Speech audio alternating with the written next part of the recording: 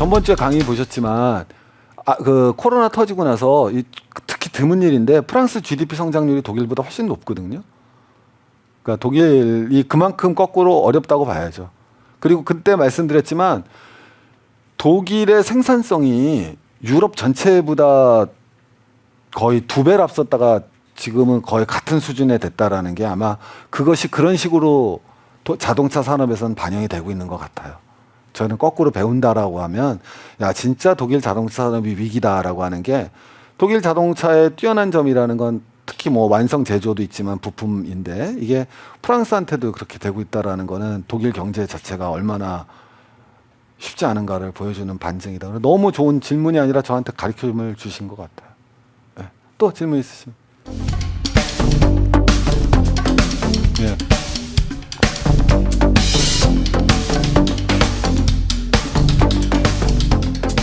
금리 많이 올릴 수밖에 없을 거예요.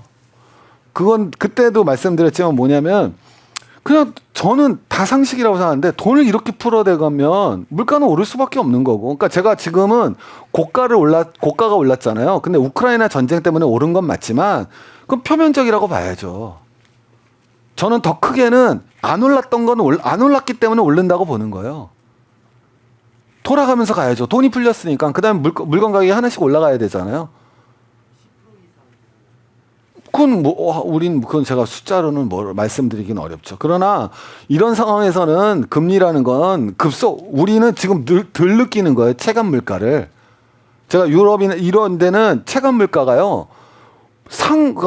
그냥 엄청 올라가고 있어요. 체감 물가가. 우린 좀 덜 느끼죠. 이게 신기하게. 우리가 경제가 만큼 탄탄해서 그런 건지 그것도 분석을 해봐야겠지만 이런 데서는 그러니까 이제 제가 말씀드린 건 근데 거꾸로 제가 하나 말씀드릴 수 있는 거는 금리가 낮으니까 굉장히 큰 문제를 일으켰다 그랬잖아요. 제가 그 강의에서. 그러니까 많은 분 또 어떤 분들 무슨 생각하냐면 야 이거 금리가 좀 올라야지 이거 되는 거 아니야? 여러분 지금 이제 금리 오르면 이제 진짜 왜 집값 떨어지면 집값이 너무 많이 올랐으니까 좀 떨어져야 되는 거 아니야 라고 하지만 사실은 떨어지면 그게 더 지옥이듯이 그잖아요? 네. 금리도 마찬가지로 이렇게 낮게 했으니까 올라야 되지 않아? 오르면 그게 지옥이죠. 또 지금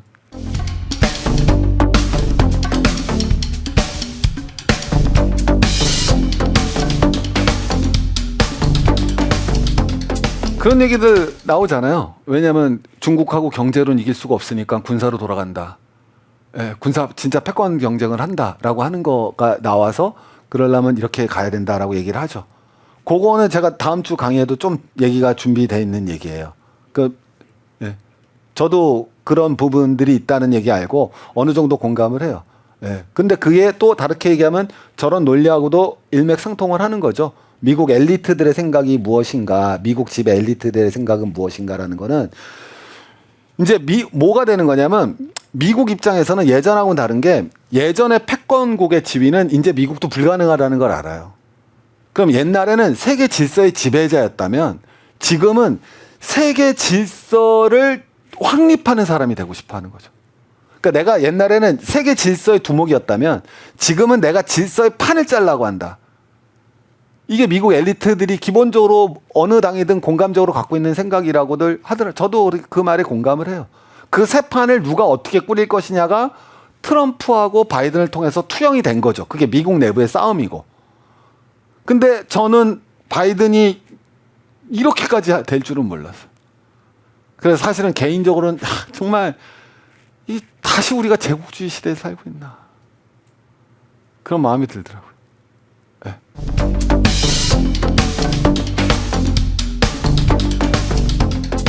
일본은 지금 다 똑같은데 다룰 필요가 있을까요?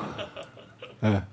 네. 그 정도 가보시면 옛날에 20년 전에 일본 갔을 때와 일본과 지금의 일본은 이건 믿어지지 않는 데 돼버려갖고 문화지체까지 발생을 해갖고 그거는 문화지체가 발생한다는 건 그건 대단히 심각한 현상이거든요. 어떤 사회가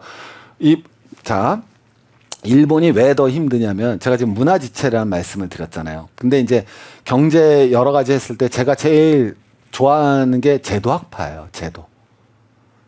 그러니까 남한하고 북한이 왜 이렇게 제일 어리숙한 설명이 민족성이 경제 발전을 얘기하는 사람들 있잖아요. 이 민족은 독일 민족은 근면하기 때문에 독일이 발전했다. 한마디로 그냥 정신병자예요. 그렇게 따지면 남북한이 같이 발전하든지 남북한이 같이 망해야 돼요. 있을 수 없는 설명이죠. 그거는. 그러니까 제가 아까도 말씀드렸지만 뭐 오래된 유구한 역사 전통 전 이건 다 개소리라고 생각하고. 그러면 경제 발전하는 데 있어서 뭐 예를 들면 영국 산업혁명이 왜 먼저 터졌는가를 설명하는 방법도 여러 가지가 있죠. 그리고 서양이 동양을 왜 제꼈는가를 설명하는 방법도 여러 가지가 있어요. 그런데 우리는 자, 서양이 동양을 왜 제꼈는가를 설명하는 방법은 여러 가지가 있지만 우리는 서울대에서 가장 많이 학생들이 대출한 책 제레미 다이아몬드의 총균세만을 믿고 살아가죠. 그 전에는 모든 서양이 동양을 왜 앞섰느냐? 토인비 견해였어요. 그건. 토인비는 뭐라 그러겠냐? 문명에 앞선 국가가 되기 위해서는 사계절이 뚜렷해야 되고 그래서 열대지방에 사는 사람들은 먹을 게 항상 있기 때문에 게으르고 그래서 역사는 오케이? 도전과 응전의 역사다. 이게 토인비식 사관이거든요. 그게 주류 영미 사관이란 말이에요. 오케이? 그래서 예전에는 서양이 앞선 이유는 서양 애들은 그런 도전 정신, 자연 이거 있었는데 중국은 그러지 못했다 했어요. 그러다 이제 요새는 그렇게 얘기한 사람이 없어지는 게 제레미 다이아몬드가 총균세를 딱 털리고 나니까 그 다음부터는 다 지리학자야. 아시아는 동서로 길고 뭐 아니 그러면 옛날엔 중국이 어떻게 앞섰어?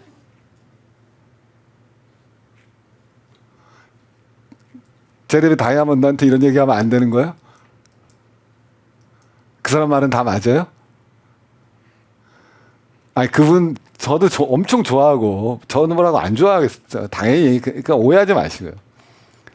근데 저는 뭐냐면 그 모든 변수보다 제일 중요한 변수 중에 하나는 제도라고 생각해요. 제도를 만드느냐 못 만드느냐. 근데 그 제도가 없다라는 걸 가장 잘 드러내는 게 문화지체 현상이에요. 그게 지금 일본에서는 그게 뚜렷하게 변하고 있다는 거예요. 그러니까 시대는 변하는데 거기에 조응되는 제도들을 그 사회가 창출을 못하고 있는 거죠. 그러니까 저는 그 지표가 어떤 의미에서는 한국은 그런 면에서는 굉장히 뛰어난 사회거든요. 그거를 제가 어떻게 표현해서 강의 시간에 썼느냐면 우리의 특징은 호들갑인데 근데 이 호들갑이 사회를 발전시킨다. 그렇기 때문에 그런 의미에서도 일본은 쉽지 않다고 생각합니다. 네, 또 마지막으로 아까 손 드시면 네,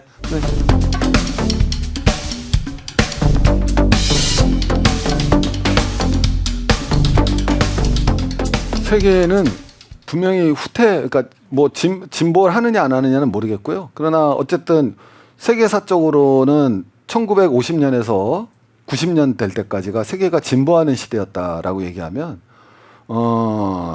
90년 최소한 2000년부터는 퇴조의 시대라고 보는 게 맞겠죠. 그리고 그게 어떤 의미에서는 지금이 정점에 이르고 있다라고 보는 게 맞을 것 같아요. 그거는 두 가지 측면에서 크게 다뤄질 수 있을 것 같아요. 하나는 그 계속 강의에서 말씀드린 거면 기술의 문제, 기술 발전 속도가 지금 제조업이시니까 더 알지만 오히려 지금 기술 발전 속도가 옛날보다 더 빠른 게 아니라 정체되고 있다라는 게 예전에는 이런 얘기를 하면 이상한 사람 들었지만 지금은 다 공감을 하잖아요. 하나는 기술의 문제, 이거는 그거고 두 번째는 계속 말씀드리지만 중산층의 문제. 금융자본주의가 그러니까 이게 사실은 다 큰 문제가 산업자본주의 시대 때는 기술이 중요하단 말이에요. 근데 이 산업자본주의 시대가 우리가 80년, 90년 대까지 가다 영국도 망한 건 금융자본주의에서 망한 거거든요. 아까 보셨지만. 금융자본주의, 지배층이 금융자본주의 결탁하면서 끝난 거예요. 근데 마찬가지로 금융자본주의로 변하면서 금융자본은 기술에는 사실 큰 영향을 안 받거든요. 그죠? 예. 그리고 금융자본주의는 기본적으로 중산층을 만들어내지 못하거든요. 산업자본 자력에.